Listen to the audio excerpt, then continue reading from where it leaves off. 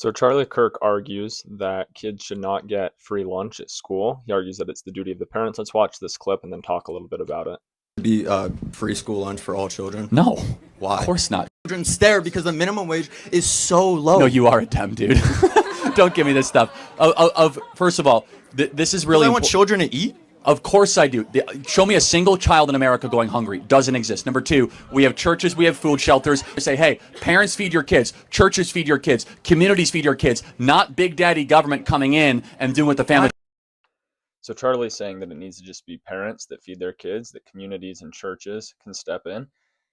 There's millions of children throughout the US that experience food insecurity. So there's going to be people that disagree with Charlie and say, well, there's parents that literally can't.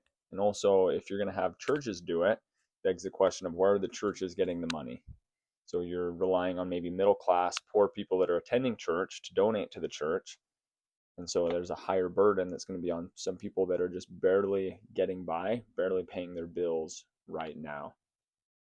The idea that churches can take care of the problem, well, there's some churches that are strict and they only want to give food or support to their own members.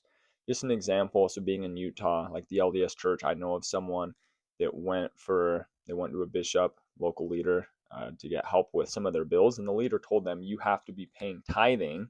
And since you're like, this person was a member, they said, not only do you need to be paying tithing, you need to back pay for like the last year because you hadn't been paying tithing, right? So the idea that churches will just step in and help, it depends on the church, but there's also questions of where is the church getting that support? There's questions of, are the churches only going to support their own members? And is that going to be coercing people to go to a church when they might not really want to?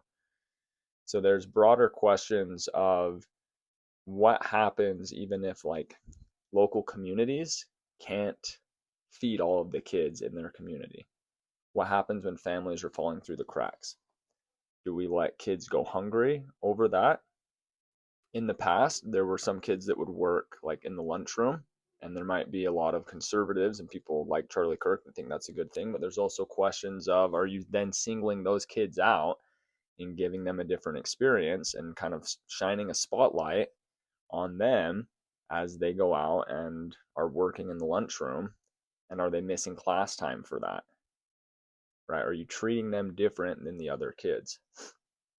But when you look overall at society, there's going to be people that point out that wages have stagnated. Inflation has led to things getting more expensive.